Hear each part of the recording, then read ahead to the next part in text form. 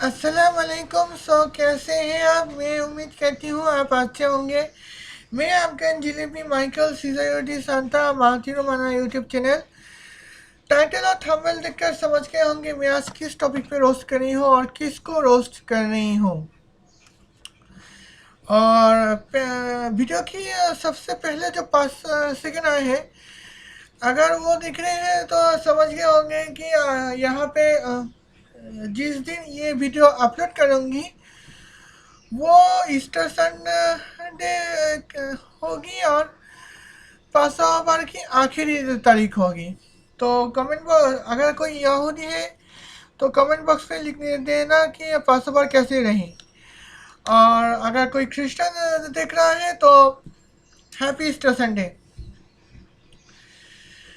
तो आज मैं यहाँ पे रोस्ट कर रही हूँ कंगना रनौत की।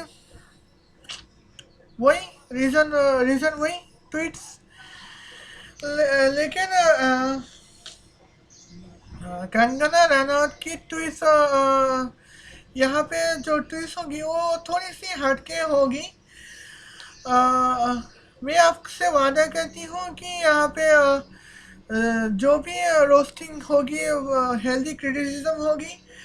और कंगना मैम को कोई हेट नहीं देना। और कंगना मैडम अगर देख रही है तो उनसे मेरी रिक्वेस्ट है, अगर कोई मेरे नाम से आपको हेट दे रहा है, आप तुरंत उनको उनके खिलाफ लीगल एक्शन कर लीजिए। क्योंकि मेरे तरफ से कोई आपको हेट दे ये मुझे पसंद नहीं। क्योंकि मैं यहाँ पे आपको हेल्दी क्रिटिसिज्म करने आई हूँ और ना ही कि आपको हेट पहुँचाने के लिए।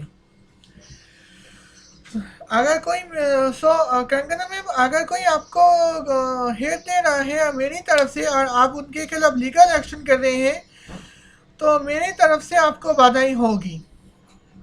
ओके। तो इंट्रो बहुत हो गए हैं। अब मैं शुरू करती हूँ कि अपना रोस्टिंग पॉइंट। तो यहाँ पे भी आज भी मैं कंगना मैम की कुछ पुरानी ट्वीट्स के बारे में बात करूँगी। तो इस क्रिटिसिज्म थोड़ा उनके पक्ष में भी जाएंगे, थोड़ा उनके खिलाफ तो, लेकिन ज़्यादा से ज़्यादा उनके खिलाफ ही जाएगी। वेल, मैं यहाँ पे मैं बस पुराने ट्वीट्स रिकॉर्ड कर रही हूँ, बुरा मत मानना। खैर यहाँ पे तो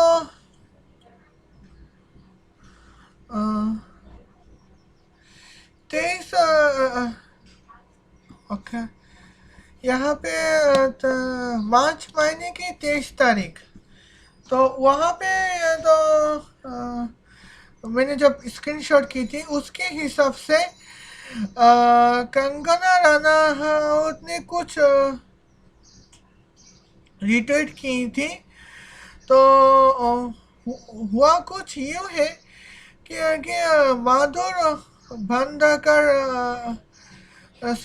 नाम की एक ट्विटर हैंडल ने कह दी है, वाह वाह just brilliant fantastic Thalaivi trailer, goosebump throat out, best wish to the entire team, so looking toward to see।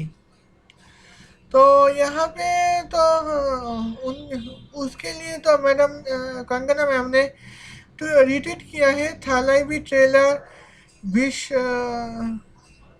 विशेंदुई थेरविंदोमी कई लोगों को टैग कर दी है और बस टैगिंग की है जिनको कॉन्ग्रेचुलेट करना है। और उसके बाद भी देशी महोत्सव भी ट्वीट की है और उसके खिलाफ उनके बारे में कंगना मैम यही ट्वीट की है। तो थी तो देशी मौत जी तो ने ट्वीट की थी, the trailer looks wow just wow, congratulation, best wish and happy birthday queen. तो उस दिन शायद कंगना मैम की बर्थडे थी, इसलिए यहाँ पे था इसलिए जो है वो कंगना मैम को सबने विश करना सही समझा था। क्या मतलब थाईलैंड में ट्रेलर की वाहवाह दी गई है। तो थाईलैंड में ट्रेलर के जो वाहवाह तो दी गई है, लेकिन जब मैंने थाईलैंड में ट्रेलर देखी है तो कुछ चीज़ें वहाँ पे रिप्रेजेंट की गई है, लेकिन कुछ चीज़ें अभी भी मिसिंग है, जो यहाँ पे मैं आपको बताऊंगी। चलिए देखते तो क्या क्या ये थैलेमी जो है वो जयललिता ललिता के बायोग्राफी पे आधारित है। सो यहाँ पे था, था थाईलैंड ट्रेलर्स में क्या क्या मिसिंग हुई है और क्या क्या रिप्रेजेंट हुई है ये जानना है, तो हमें जया ललिता की विकिपीडिया में कुछ झांकना होगा। चलिए देखते हैं। तो यहाँ पे जया ललिता की जो पॉलिटिकल करियर से शुरू करती हो, क्योंकि मेरे हिसाब से थलाइमी में जयललिता की जो फिल्मी करियर तो कुछ ना कुछ सही यहाँ पे सही पेश की है, लेकिन यहाँ पे तो अब मैं यहाँ पे पॉलिटिकल कैरियर के बारे में यहाँ बात करना चाहूँगी। तो मुझे लगता है कुछ ना कुछ यहाँ पे तो कुछ ना कुछ केस जो है वो यहाँ पे दिखाई दे रहे हैं। तो पॉलिटिकल पार्टी में जो देखा जाता है कि जयललिता तमिलनाडु की चीफ मिनिस्टर बन गई हैं। तो लेकिन मुद्दे की बात तो ये है, जयललिता यहाँ पे कर्नाटक में पैदा हुई है। तो कर्नाटक में पैदा होकर तमिलनाडु की चीफ मिनिस्टर बन गई है, ये तो कुछ अजीब तो लग ही सकते हैं। अगर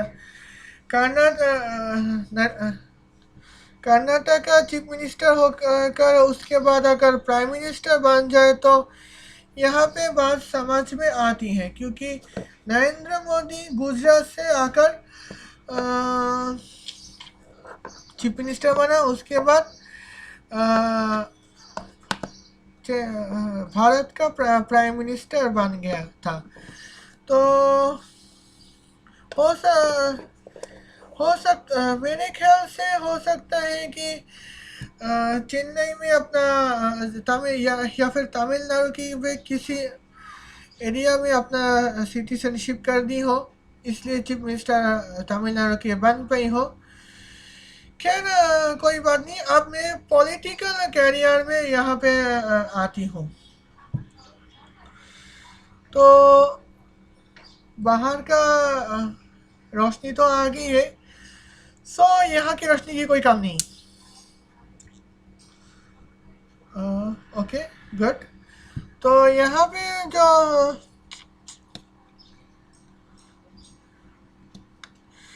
जया ललिता ने ये डिनाई की है कि एमजीआर जो सन 1977 का जो चीफ मिनिस्टर थे, उन्होंने उनको प्रपोज पॉलिटिक्स में जाने का प्रपोज की है।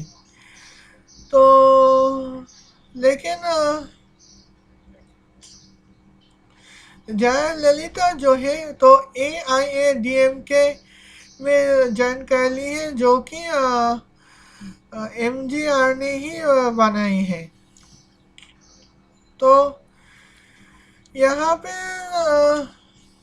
इसके बात करें तो ओके, या उसके बाद देखिए, हाँ median public speech Pennine Perumal the greatness of women was dissolved at the AIADMK political conference in the same year. So, and as well received even the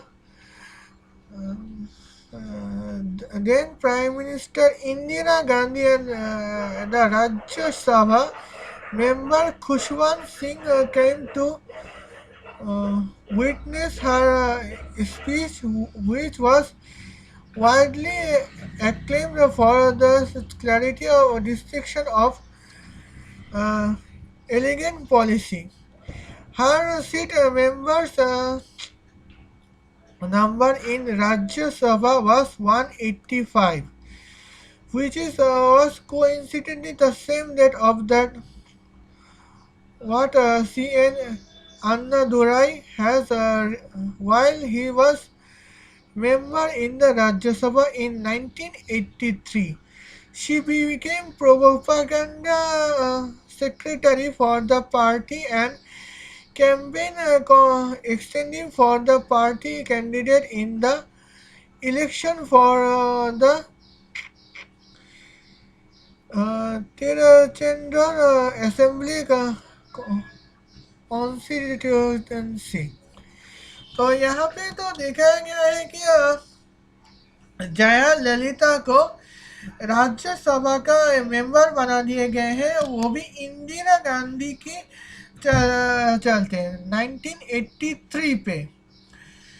तो 1983 पे कौन था, थोड़ी सी जांच पड़ताल कर दी जाए तो अच्छा होगा। चलिए देखते हैं। ओके, मेरी जानकारी में बहुत खुश होंगी क्योंकि इंदिरा गांधी थी कि मैं सोच रही थी सन 1983 में कोई और होगा। खैर यहाँ पे तो कोई और तो है नहीं, यहाँ पे वही है जो मुझे बहुत खुशी हो रही थी। यहाँ पे जो राज्यसभा में जो जयललिता इसलिए थी क्योंकि उसे फ्लुएंटली अंग्रेजी आती है। इतनी अंग्रेजी बोल पाते हैं तो जितना अंग्रेजी को शायद कोई ना बोल पाते हो। तो इंदिरा गांधी जो है वो जो जयललिता को तारीफ की है।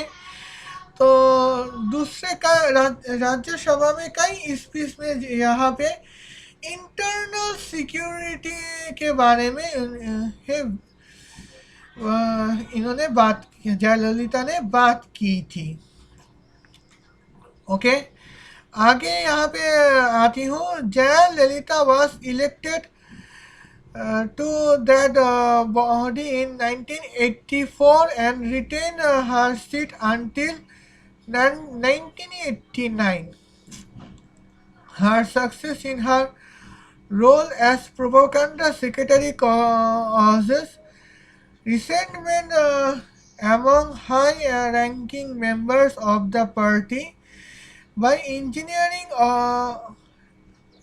a lift between her and MGR. This member influenced MGR to stop her writing about her personal life in Tamil magazine. Despite तो गाइस मैं आपको बता दूं कि यहाँ पे जयललिता जो है वो अरबिक उनको अरबिक आती है, तमिल आती है, कन्नड़ा आती है, तेलुगु आती है, हिंदी आती है और अंग्रेजी आती है। तो कन्नड़ा तो आती है होगी क्योंकि वहाँ पे पैदा हुई है। तमिलनाडु की चीफ मिनिस्टर है तो तमिल तो आती होंगी। तो और यहाँ पे जयललिता की बारे में जो थालाई भी ट्रेलर्स है वहाँ पे ये दिखाया जा रहा है कि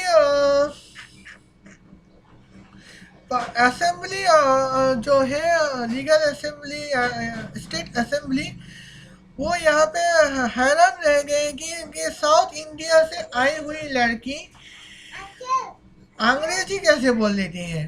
तो ओके, तो ये रुकावट के लिए टिकट दी। खैर यहाँ पे अंग्रेजी के लिए तो हिंदी कैसे तो अंग्रेजी कैसे बोल पा रही है।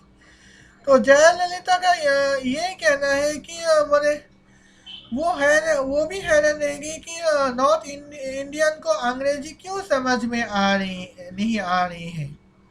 वेल, तो जिन्होंने पूछा कि साउथ इंडियन लोगों को अंग्रेजी अच्छी आती कैसी है, वो शायद एंग्लो इंडियन होगी नहीं, क्योंकि एंग्लो इंडियन होते तो मैं समझती हूँ कि उनको ये आते होंगे, क्योंकि तमिलनाडु पे भी तो कई सारे एंग्लो इंडियन हैं और अभी भी तमिलनाडु भी अभी भी ज़्यादा तमिल ऐसे हैं जो जिनको अंग्रेजी आती है।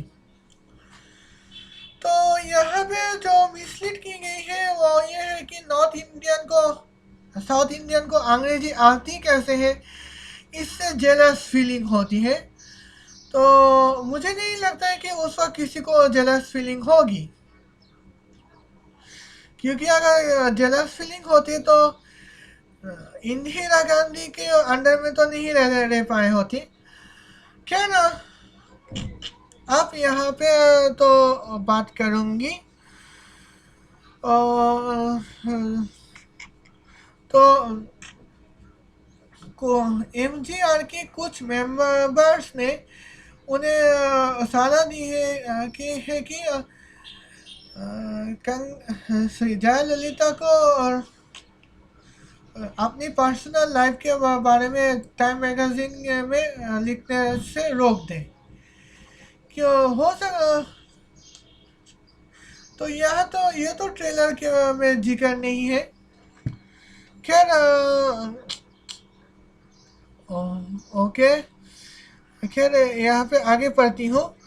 Despite these machinations, she remained admired by the rank of the party.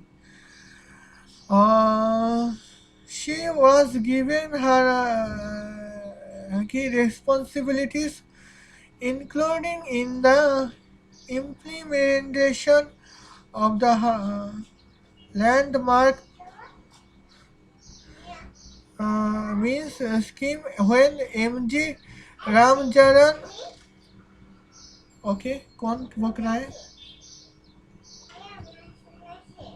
तो ऐसी साजिश के बावजूद जयललिता आगे बढ़ती। ओके, यहाँ पे तो रुकावट के लिए थे। तो इतनी साजिश के बाद भी जब जयललिता रैंक में आगे बढ़ रही थी, तो उन्होंने शायद पार्टी से शायद निकाल लिया हो।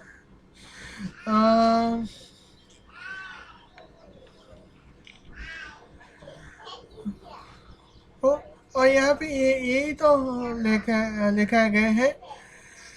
तो उसके बाद 1984 when MGR were incapacitated due to a stroke, Jayalalitha was said that have attempted to take over the position in chief minister of party. The press मतलब यहाँ पे साफ साफ लिखा है कि जयललिता एमजीआर जब बीमार हो रहे थे तो जयललिता अपनी पोजीशन पे आगे बढ़ रही थी। तो एमजीआर की देहांत होने के बाद यहाँ पे AIADMK जो है वो दो हिस्सों में बांट गई है। एक है जानकी रामचरण और दूसरे है जयललिता। तो पार्टी में इलेक्शन में जानकी रामचरण हारने वाली थी और जयललिता जो है वो आगे बढ़ रही थी। तो उसके बाद कई हिस्से ऐसे हिस्से हुए हैं जो आगे नहीं कह पाती, तो उसके बारे में मैं यहाँ पे थोड़ी देर बाद बात करने वाली हूँ। चलिए अगला पेज देखते हैं।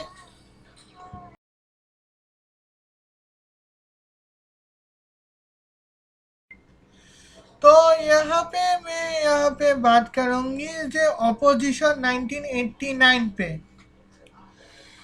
तो तमिलनाडु पे की बात करें तो इलेक्टर जयललिता जो है वो तमिलनाडु लेजिस्लेटिव असेंबली के में इलेक्टेड हुई थी और 1989 में, और अपोजिशन पार्टीज के हिसाब से। तो ये इलेक्शन जो है जयललिता लेट फैक्टर और 27 सीट मिली है। और जयललिता जो है वो तमिलनाडु की पहली औरतें हैं जो अपोजिशन बनी गई है। 9 फरवरी मानी कि 9 तारीख 1989 में जो 2 फैक्टर्स जो है उनको मार्च की गई है, और सब लोग जयललिता को एक्सेप्ट की है और जयललिता जो है दो पंग की जनरल सेक्रेटरी बन गई है। तो मुझे लगता है कि जानकी रामाचरण जो है उनकी पावर खो चुकी है। तो खैर मार्च महीने की 25 तारीख 1989 में के बारे में यहाँ पे लिखा गया है कि as claimed by the party and selection of the member presence the assembly admits heavy violence inside the house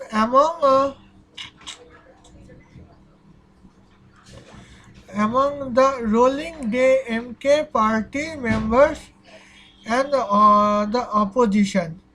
Jayalalitha was brutally attacked by the ruling DMK members in front of Assembly Speaker on the behest of Chief Minister Karunanidhi. तो यहाँ पे जो Thalaivi tailors की अगर बात करें तो यहाँ पे यही देखा गया है कि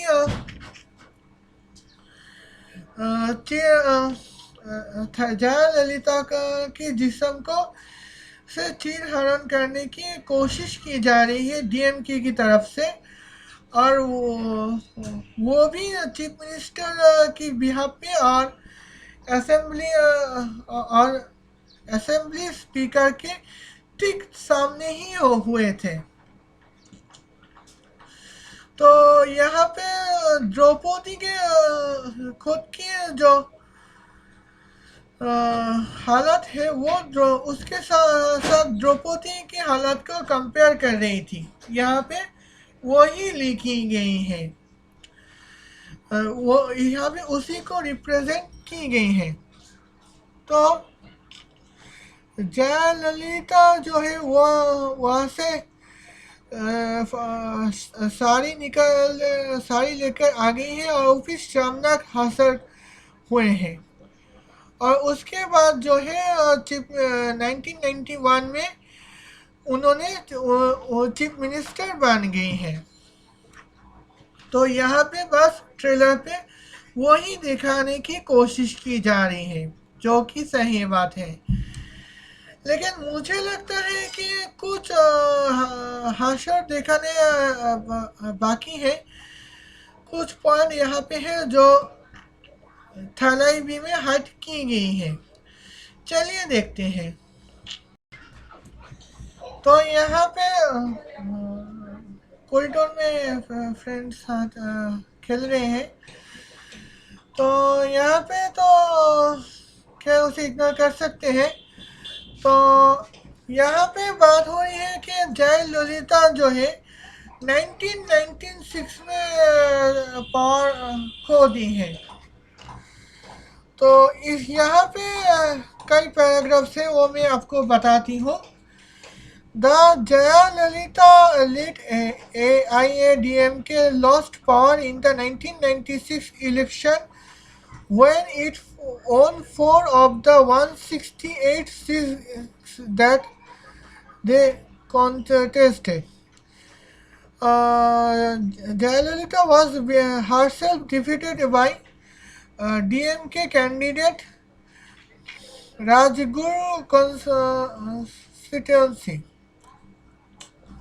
तो यहाँ पे तो जयललिता की जो AIADMK है वो DMK से हार गई है और सिर्फ 4 सीट जीती है, जहाँ पे कंटेस्ट की है 168 सीटें हैं।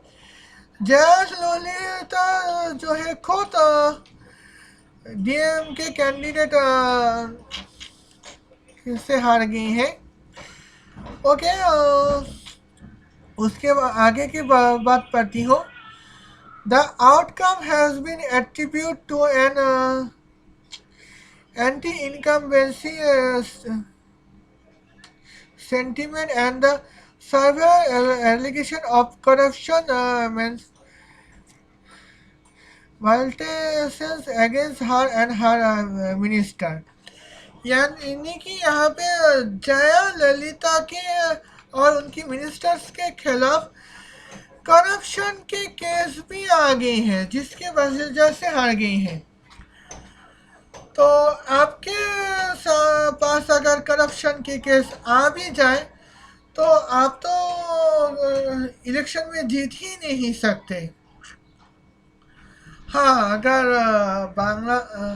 अगर किसी अरबिक कंट्रीज या फिर किसी करप्टेड कंट्रीज या फिर गरीब मुल्कों को में हो तो बात अलग थी, क्योंकि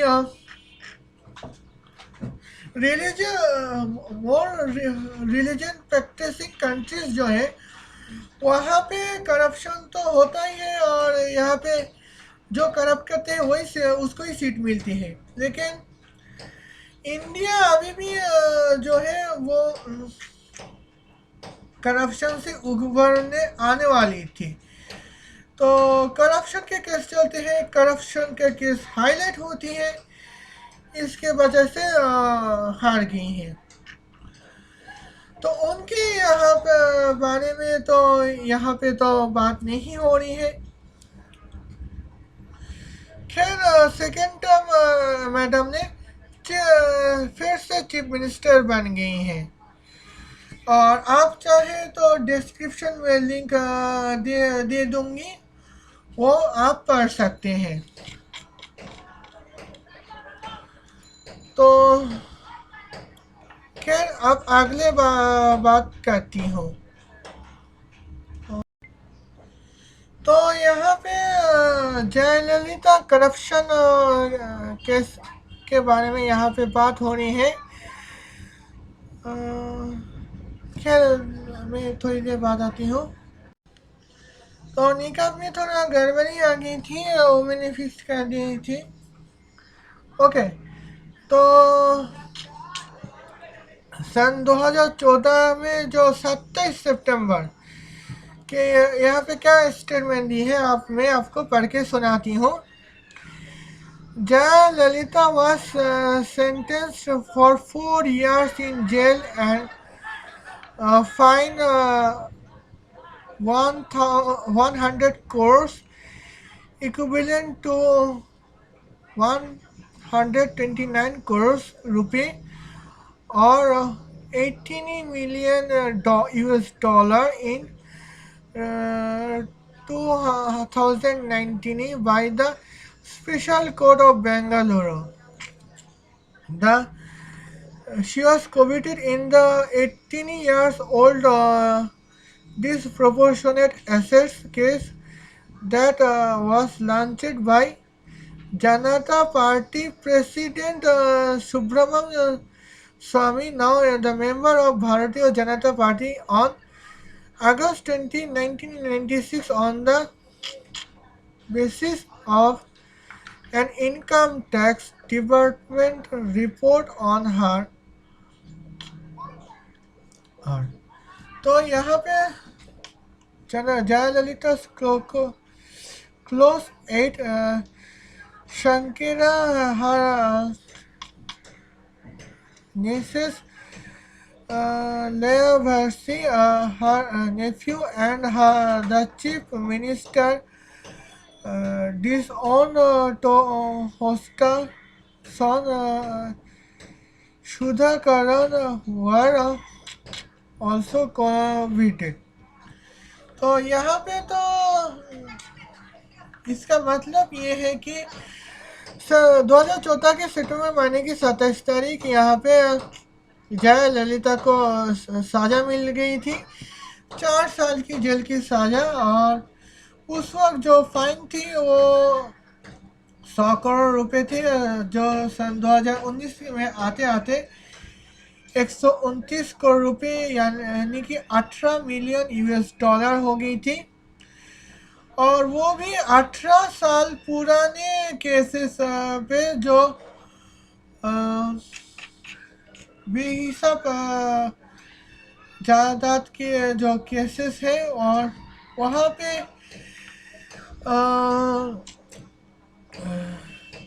जयललिता, उनकी क्लोज एड शंकिता, नीस इवारसी, नेफ्यू और चीफ मिनिस्टर भतीजे और चीफ मिनिस्टर की डिजोन फोस्टर सन जो है सुधाकरन भी इसमें शामिल थे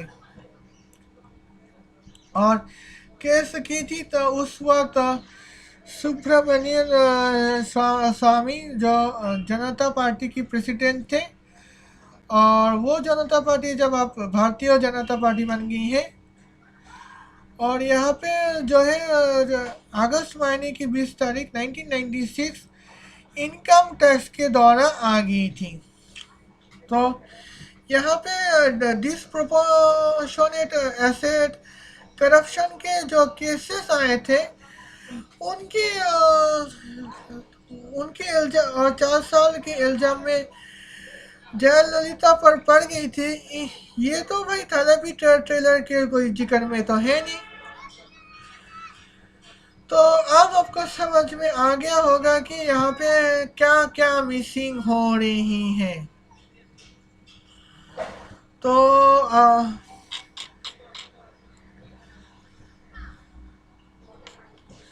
खैर आगे जाकर चल के पढ़ती हूँ किसी एक पैराग्राफ में। She was automatically disqualified from the post of chief minister and the legislative assembly of Tamil Nadu, and thus became the first sitting Indian chief minister to be disqualified। तो उस वक्त वो ही पहली औरत थी जो चीफ मिनिस्टर से सीधे डिस्क्वालीफाई होकर भी सीधे डिस्क्वालीफाइड हो गए हैं, और वो भी करप्शन के केसेस के बाद। ये तो भाई यहाँ पे तो जिक्र हो ही नहीं रही है। मैं समझती हूँ कि सुशांत सिंह राजपूत की MS धोनी का अनटोल्ड स्टोरी पे लिख रहे हैं। तो यहाँ पे सुशांत सिंह राजपूत के यहाँ पे सन 2011 तक जो डाटा मिले हैं उसके बारे में तो बात हो रही है, लेकिन कंगना रनौत के पास सन 2019 तक कंप्लीट डाटा है। तो फिर यहाँ पे थैलेबी में जो ट्रेलर में इनका जिक्र क्यों नहीं है, ये तो भाई हमें भी समझ में नहीं आया है। तो अब बताऊंगी वहाँ पे करप्शन क्या हो रही थी। हाँ, अब मैं यहाँ पे आऊंगी कि 1995 foster son and luxury wedding corruption के बारे में। तो यहाँ पे तो करप्शन की बात तो आई है। तो सन 1955 में जयललिता की असिस्टेंट शशिकला की नेफ्यू सुधाकरन जो है वो छोटी बेटी शिवाजी घनश्याम के साथ शादी की थी। तो जयललिता उस वक्त चीफ मिनिस्टर थी और वहाँ पे उस वक्त जयललिता जो है वो सुधाकरण को अपना बेटा समझ के गोद में ली थी और अम्मा की हैसियत से उनके साथ शादी करा उनकी शादी की पूरी बंदोबस्त की थी। तो वो जो वेडिंग सेरेमनी जो थी वो 2 किलोमीटर जगह हड़प ली थी और यहाँ पे 75,000 स्क्वायर थी और 25,000 लोग आए थे। तो प्लाईवुड टॉन की थी, प्लास्टर, यूँ कहो कि एला ही कारोबार। तो यहाँ पे तो VIP invitation include silver plate enclose a container, a silk shari and a silk dhoti, each worth 20,000। यानी यहाँ उस वक्त सिल्क के साड़ी और सिल्क की धोती और एक कंटेनर में बंद हुई जो सिल्वर प्लेट यहाँ पे आई थी। हर एक की कीमत 20,000 हो गई थी। आप 25,000 को 2 से मल्टीप्लाई करें तो 50,000 हो जाए और 50,000 को अगर 10,000 से मल्टीप्लाई करें 5E8 यानी कि 50 करोड़ और रुपीस आ जाए। उन 50 करोड़ आय का सिर्फ इन्हीं के पीछे ही है। तो यहाँ पे उसके बाद जो है मैरिज जो है वहाँ पे 1,000 VIP आए हैं और 40,000 जो है वो गेस्ट आए हैं। अब 40,000 गेस्ट को अगर 20,000 से मल्टीप्लाई करें तो 80 करोड़ रुपए तो पड़ते हैं। इन 80 करोड़ रुपए मैडम के पास कहाँ से आए हैं वो तो हमें भी नहीं पता।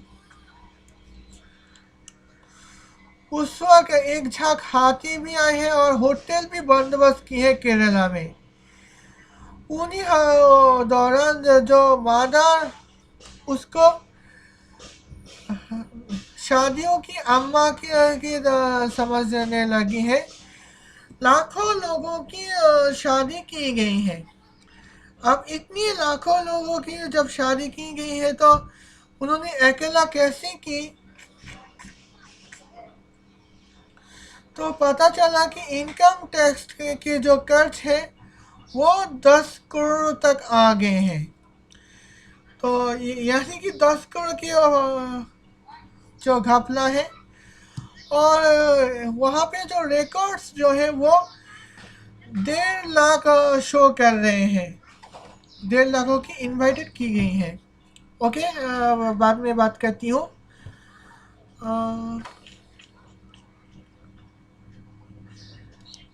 ओके, बाद में बता।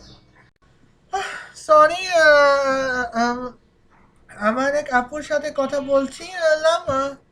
सॉरी सॉरी, मैं अपनी एक दीदी से बात की थी और खैर वहाँ पे 1.5 लाखों की गेस्ट और 10 करोड़ का घपला। तो वेल द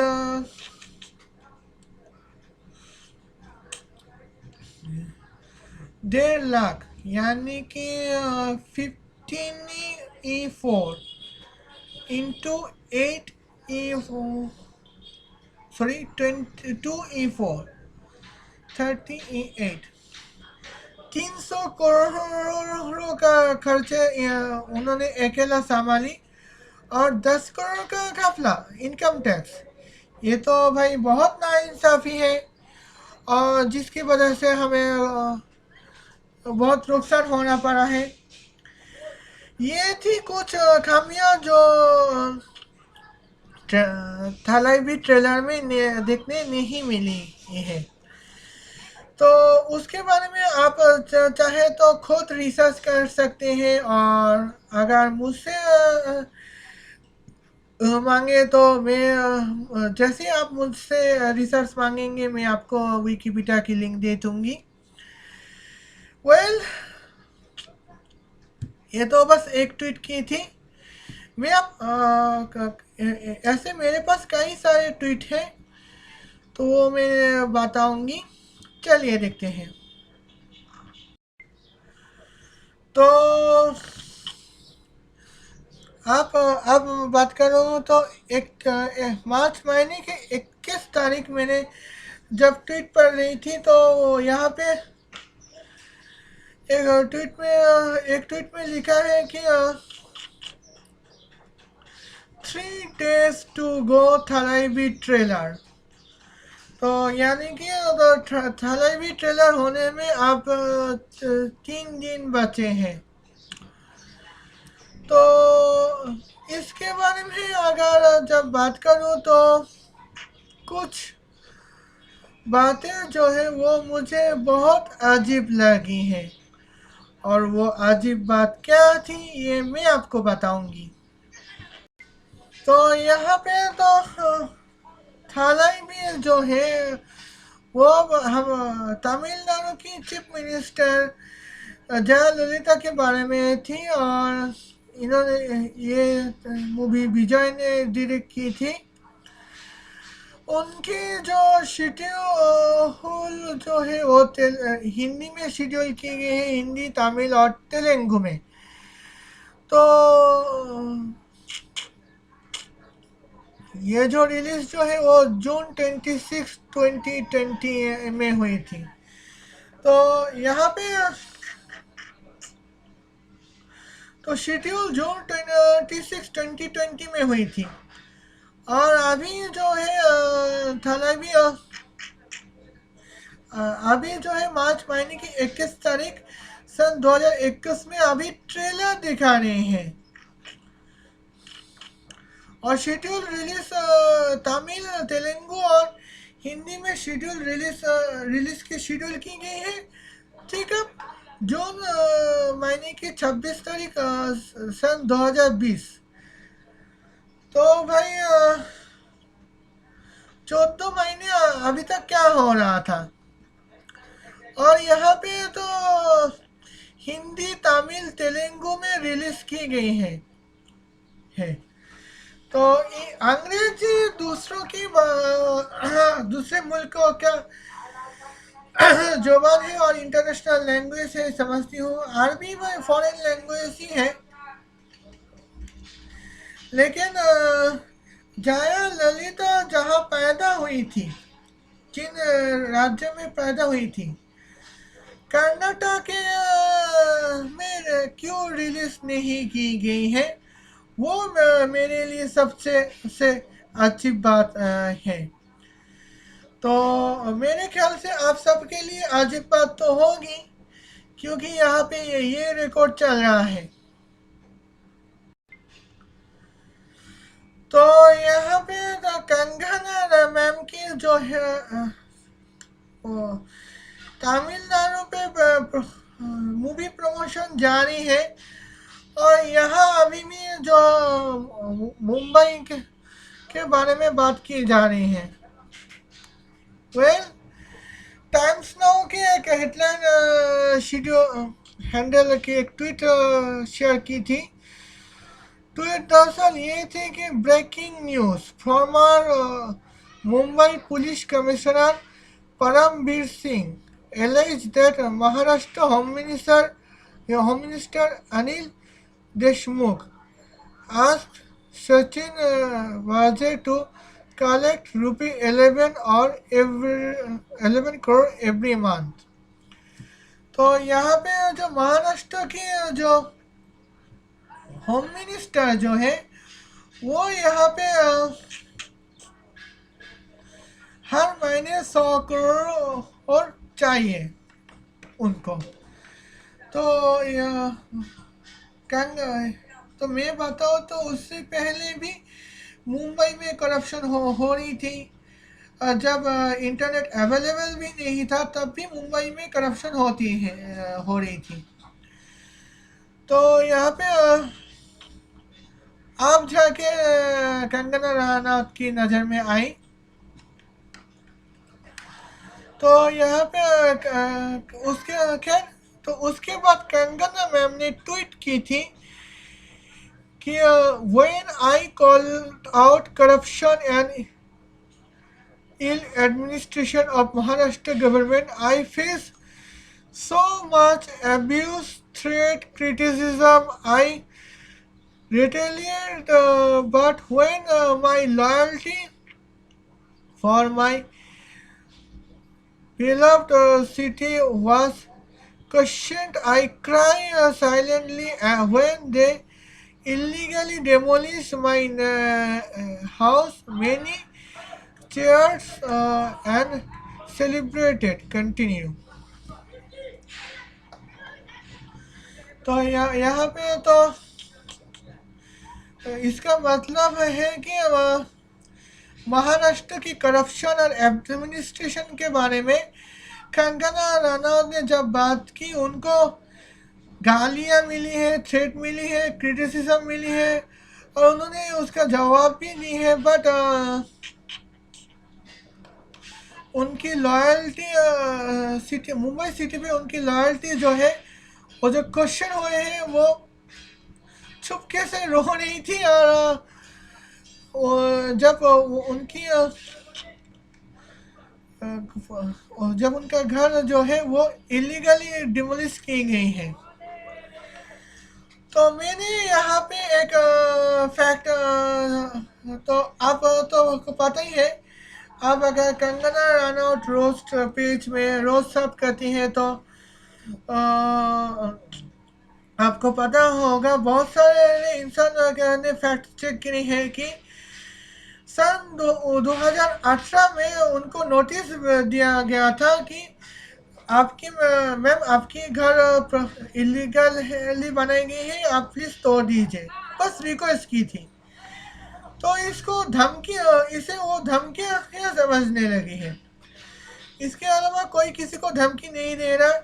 मैं खुद कंगना रनौत रोस्ट पे सर्व करती हूँ और कोई ऐसा कोई भी बात नजर नहीं आया जो कंगना रनौत को एब्यूज की जा सके और थ्रेट की जा सके। लेकिन हाँ, क्रिटिसिज्म को किसी दूसरे कामों में क्रिटिसिज्म की गई है। तो किसी दूसरे कामों में जो क्रिटिसिज्म की जा रही हो तो उनके बारे में तो बात हो रही है भाई। यहाँ पे तो कंगना रनौत की इस बात को सुन के मुझे हंसी आ रही है। आपको क्या रिएक्शन है? तो यहाँ पे कंगना रनौत को जो काउंटर ट्वीट मिल रही है वो कुछ कंगना रनौत के पक्ष में हो सकती है, कुछ कंगना रनौत की विपक्ष में हो सकती हैं। लेकिन सबसे पहले हम वही चेक करते हैं। पहला तो कंगना रनौत खुद को काउंटर की है। तो in coming days they will be fully exposed. Today I stand vindicated, hence it is proven in my brave Rajputana blood flows the royalty and true love for the land that feeds me and my family. I am true Deshbhakt, not देशद्रोही। तो सल्तनत okay. तो आने वाले वक्त पे जो ये लोग जो है वो एक्सपोज हो जाएंगे। तो आज मैं अपनी यहाँ पे खड़ी हूँ, तो मेरी राजपूत होने की जो बहादुर राजपूताना होने की जो बात है वो साबित हो चुकी है, और जो मेरे खून में रगों में है। और मैं अपने यहाँ पे देशभक्त के लिए आती हूँ, और मेरी ज़मीन के लिए मैं और मेरी परिवारों के लिए मैं बहुत चिंतित हूँ। मैं एक सच्चे देशभक्त हूँ और न ही देशद्रोही। तो यहाँ सच्चे देशभक्त, वेल, तो सच्चे देशभक्त हो तो भाई सीएए के बारे में कुछ एनालिटिकल बात करती तो बात अलग थी, लेकिन जहाँ तक मुझे याद है कि आपको कभी सीएए की सपोर्ट में खड़े रहते हुए नहीं देखा है। और आप राजपूताना खून के लिए बहादुर राजपूताना खून के लिए आप खुश हो। तो राजपूत कभी किसी को झूठा, मैं जहाँ तक समझती हूँ कि राजपूत कभी किसी का पर झूठा इल्जाम नहीं लगाते, बल्कि राजपूत जो है वो हमेशा सच्चाई के लिए खड़े रहते हैं और सच्चाई के लिए अपना काम करते रहते हैं और हमेशा सच्चाइयों के पक्ष में ही रहते हैं। आपने क्या किया, आपने आदित्य पांचोली के खिलाफ केस कर दिया, कोई साबित नहीं कर पाई है, और ऋतिक रोशन के खिलाफ केस फाइल किया। एफआईआर के बारे में ऋतिक रोशन के खिलाफ केस फाइल किया। वो आप साबित नहीं कर पाए तो थे, लेकिन आपने ऋतिक रोशन का घर तोड़ा। किसी राजपूत का क्या सुना है कि किसी इंसान का घर तोड़े? हाँ, ये घर मतलब हाउस नहीं, फैमिली की बात कर रही हूँ। तो यह मैंने तो कभी किसी राजपूत को नहीं देखा जो दूसरे फैमिली को बर्बाद करने में तुले हुए हैं, सिवाय आपके। क्योंकि आप जो है ऋतिक रोशन का घर बर्बाद कर चुके हैं, और जिसका वजह से 6 साल 6 साल ऋतिक रोशन सर ने अपने रिदन और रिहान नाम की 2 औलादों के मुंह से अब्बा हुजूर नाम के कोई एड्रेस नहीं मिला। हाँ, वो भी 6 साल। और ये अपनी राजपूताना के वक्त। तो अब मुंबई के में जब अपना घर तोड़ रहा था, तो आपने क्या स्टेटमेंट दी थी? अब मुझे समझ में आ गए हैं कि कश्मीर में के पंडितों को क्या हालत होगी। कश्मीर महाराष्ट्र मुंबई अब पाकिस्तान बन चुकी है, वगैरह वगैरह। तो मतलब हाथ है यार। और कहती है कि ये आपकी बिलव सिटी। तो मतलब हद है। खैर, उसके बाद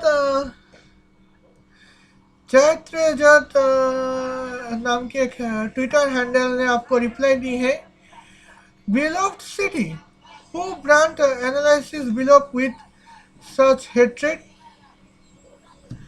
तो ये 100% सच है। तो कौन इतना नफरत फैला रहे हैं? और जहाँ तक पॉलिटिक्स की बात की है, तो पॉलिटिक्स के बारे में जो फैक्ट है बस हमें वही बतानी है, और पॉलिटिक्स के बारे में ज़्यादा नहीं घुसती हो। तो और आप मूवी करने वाली औरत है और अपने मूवी की है। और ज़्यादा पॉलिटिक्स में ना जाए तो बेहतर होगा, क्योंकि महेंद्र सिंह धोनी के बाद Mahendra Singh Dhoni the untold story के बाद सुशांत सिंह राजपूत का भी अपने करियर क्रिकेट पे शिफ्ट नहीं की। मूवी एक्टिंग में फिल्मों में ही काम करते रहे। तो अब मैं बात करूंगी अगले ट्वीट के बाद। तो यहाँ पे अब बात करूंगी कि अगला मूवीज के बाद। तो यहाँ पे एल ओ के नाम की एक ट्विटर हैंडल है। तो उन्होंने कंगना मैडम को रिप्लाई देते हुए कहा, Kangana take a pause and tweet in such a way that it will make a huge impact. This is huge, and yours bites going to be flashing in all over media. This is an opportunity wisely. So go ahead out, but do it in the way so even your critics and apologies get questioned too. तो Kangana ma'am, तो यहाँ पे Kangana ma'am के यहाँ पे बात करो तो यहाँ पे ये कहा कि आप बस थोड़ा सा पॉज लीजिए और ऐसे ट्वीट पे को संभाल के कीजिए, क्योंकि इस तरह के कुछ ट्वीट बड़े इम्पैक्ट पड़ते हैं, और जो आपके लिए पड़ते हैं और मीडिया के लिए पड़ते हैं। और ये जिसका अपॉर्चुनिटी मीडिया लेते हैं। सो आगे बढ़ो, बस संभाल के करो ताकि क्रिटिक्स का हो, ताकि क्रिटिक्स लोग को माफ़ी आपसे माफ़ी मांगे और खुद सॉल्व में आ सके। तो ये बात सही है, लेकिन कंगना मैम जो कह रही है वो किसी भी सूरत में काबिल नहीं है। तो क्रिटिक्स लोग अपोलॉजी करेंगे ही नहीं। खैर, अब अगले काउंटर ट्वीट आई है आदित्य एक्स से। Corruption is everywhere but Kangana Ranaut seamless logic. Why we are not taking about Kangana Ranaut sense talking. तो कंगना रनौत के सेंस के बारे में हम इस टॉपिक क्यों नहीं करते।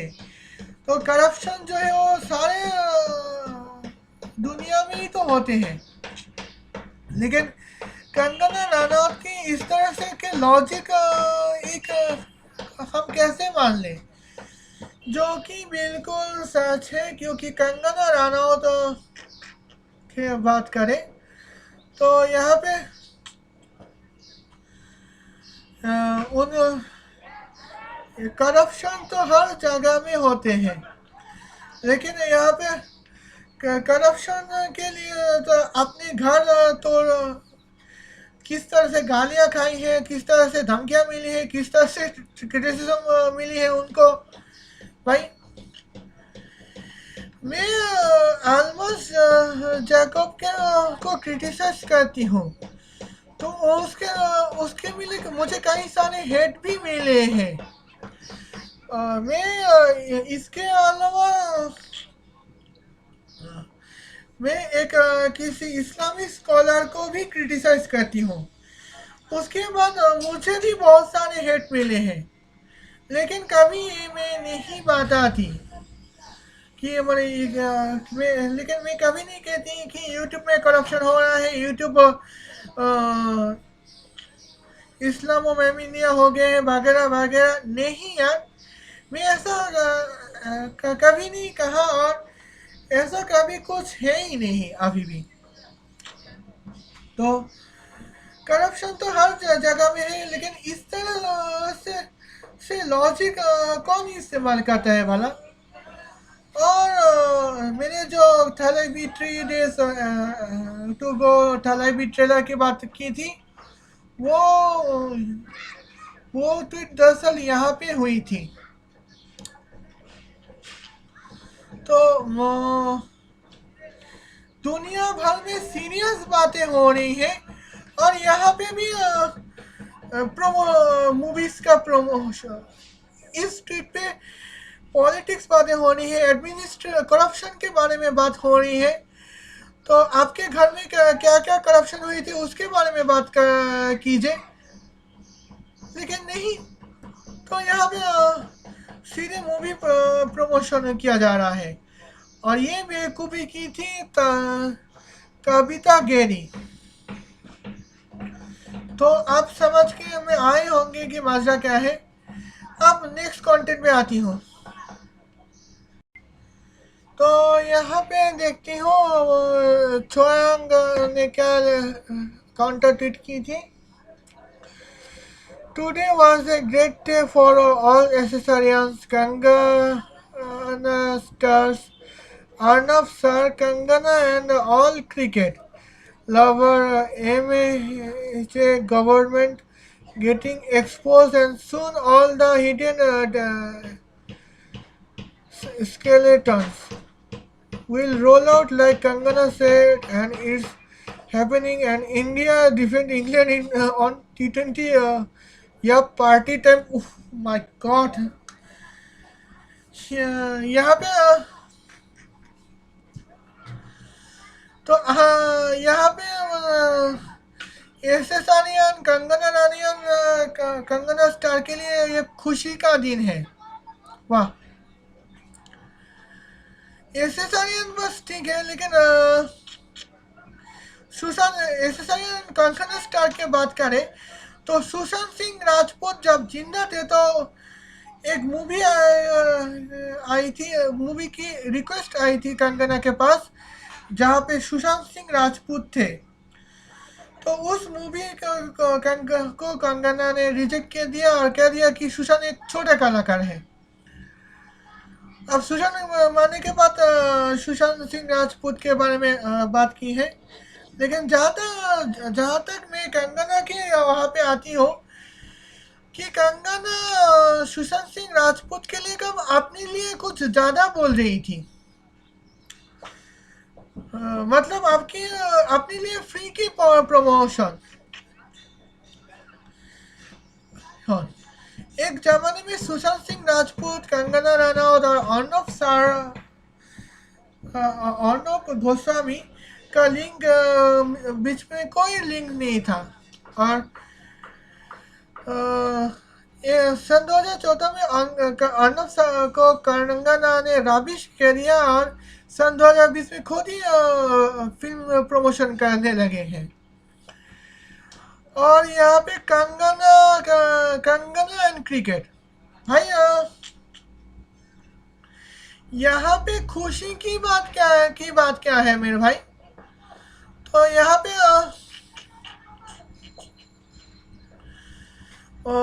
महाराष्ट्र गवर्नमेंट के बारे में एक्सपोज की गई है, इसकी खुशी की बात। तो कल जब साबित हो जाएगा कि महाराष्ट्र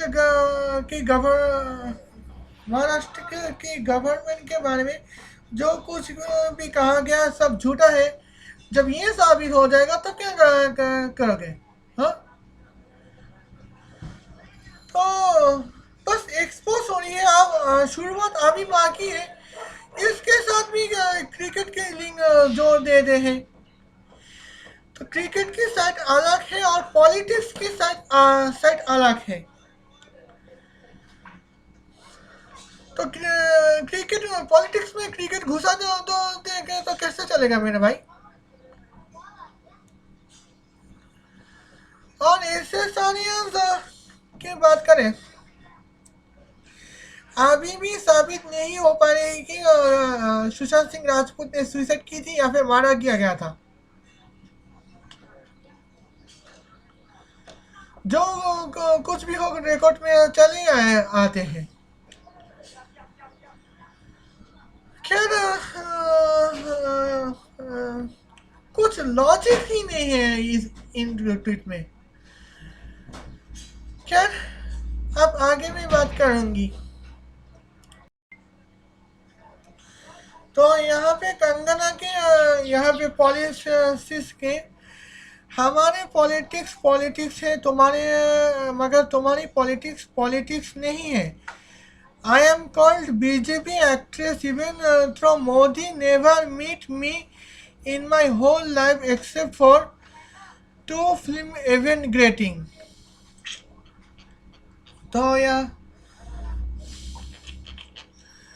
और लिंक जो एनसीपी की जो शेयर रखी गई है वो ये है कि accomplished film director Anubhav Sinha, Sudhar Mishra and Hansal Mehta meet Honorable Parsnik today discuss about the current political situation in the country। तो यहाँ पे कंगना मैडम कह रही है कि वो उनको बीजेपी एक्ट्रेस कहा जा रहा है जबकि बीजेपी के साथ उनका कोई लेना देना ही नहीं है। तो बीजेपी के साथ उनका कोई लेना देना है भी नहीं, ये तो अभी थोड़ी देर बाद हम पता कर सकते हैं। चलिए देखते हैं। तो यहाँ पे तो मैं अब बात करना चाहूँगी कि उनके कुछ सबूत मेरे हाथ लग गए हैं। टाइम्स ऑफ इंडिया के हिसाब से तो सितंबर महीने की 17 तारीख सन 2020 के बाद तो Kangana Ranaut wish PM Narendra Modi on his birthday very fortunate to have you as our prime minister. तो कंगना रनौत जो है वो प्राइम मिनिस्टर नरेंद्र मोदी की बर्थडे पे विश कर रही है और कह रही है कि हम खुश हुए आप जैसे प्राइम मिनिस्टर को देखते हुए। तो ये अगर दो बार की दूसरी बार हो तो चलिए ठीक है, लेकिन अगर ना भी हो तो यहाँ पे कह नहीं सकते। तो यहाँ पे हर लोग कहते हैं यहाँ पे जब किसी प्राइम मिनिस्टर या फिर प्रेसिडेंट की बातें होती हैं तो बड़े बड़े सेलिब्रिटीज लोग जो है उनको विश करने आते हैं। जो और उन सेलिब्रिटीज में से कई सेलिब्रिटीज ऐसे हैं जो प्रेसिडेंट और प्राइम मिनिस्टर को विश भी करते हैं और अपनी काम के लिए सेलिब्रिटी है। लेकिन कंगना रनौत अगर मेरी सीरीज कंगना रनौत के बारे में मेरी प्लेलिस्ट देख रहे हैं या फिर मेरी वीडियो देख रहे हैं कई महीनों से तो आप समझ गए होंगे कि कंगना रनौत जो है तो प्राइम मिनिस्टर होने के लायक तो होंगे नहीं। सॉरी, कंगना रनौत उस परबोली टाइप की सेलिब्रिटी है और ऐसे मेरे पास कई सारे एविडेंस है जो उनकी पोल खोल देती है। क्या उनके बारे में बात क्यों करें तो या मेरे पास ये स्क्रीनशॉट हाथ लग गया। इसी पेज की दूसरी स्क्रीनशॉट मेरे पास भी है, चलिए देखते हैं। ओके, अब कंगना रनौत जो नरेंद्र मोदी को जो लेटर दे रखी है वो क्या थी वो मैं आपको बताती हूँ। I have never had an opportunity to speak to you since we have always met for photo ops. You are being treated so unfairly. No one would ever, but you know that it's just a propaganda. What the common Indian feels on you, I don't think so much respect, love has been ever showered on a PM before. So I just want to say that those crores of Indians who are not on social media, who may not be able to reach out to you, they are all praying for you a long life, and we are all very fortunate to have you as our Prime Minister. State Kangana. She recently returned to her hometown Mahali and shot for the clip for to her residence. Okay, तो जो letter लिखे उसका मतलब ये है कि जब से हम दोनों फोटो ऑप्स के बारे में मीट करते रहते हैं, मुझे आपसे बात करने का मौका ही नहीं मिला। तो आप कोई आपको बुरी अनफेयरली ट्रीट किया गया है, अ, जो आप पर नहीं होना चाहिए। तो ये बस प्रोपेगेंडा के अलावा कुछ ही नहीं। तो आम हिंदुस्तानी जो आपके लिए सोचते हैं,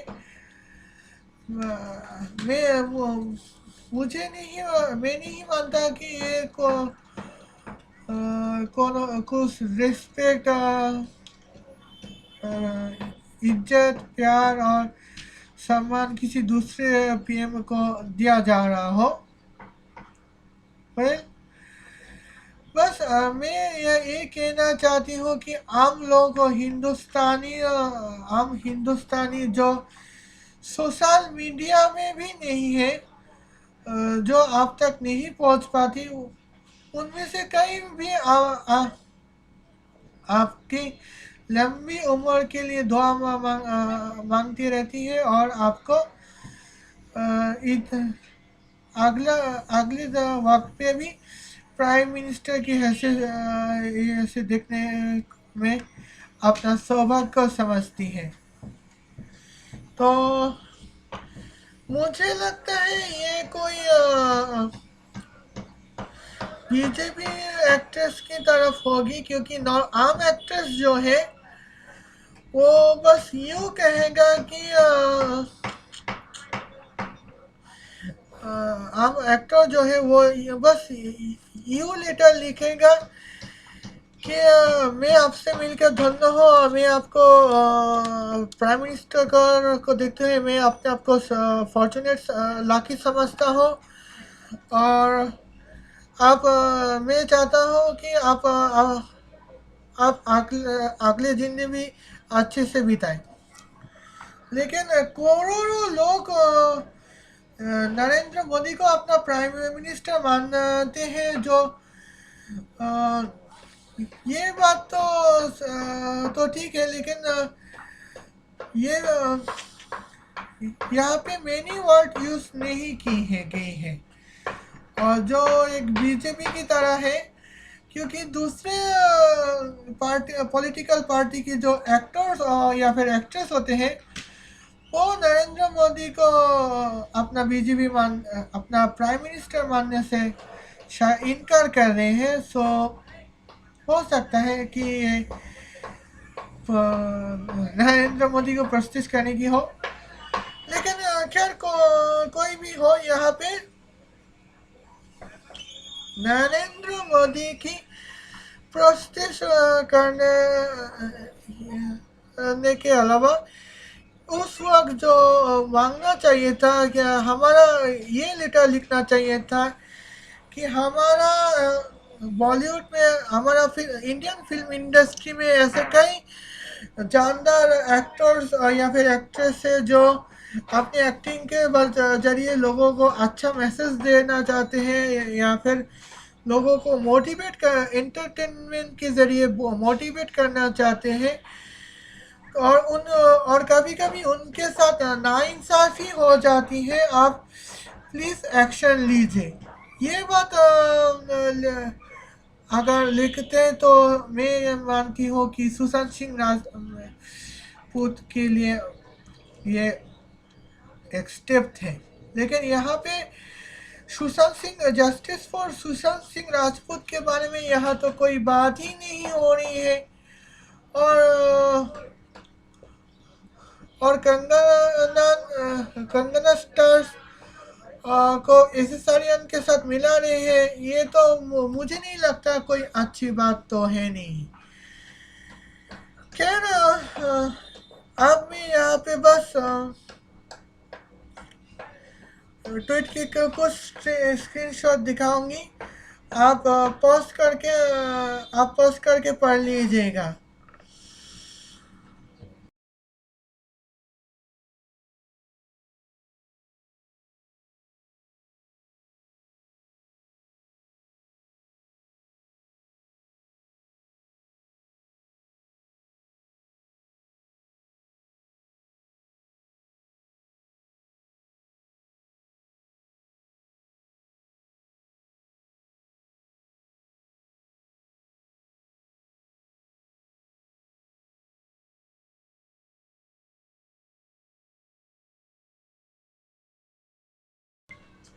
आज की वीडियो बस इतना ही। उम्मीद करती हूँ वीडियो आपको पसंद आ गया होगा।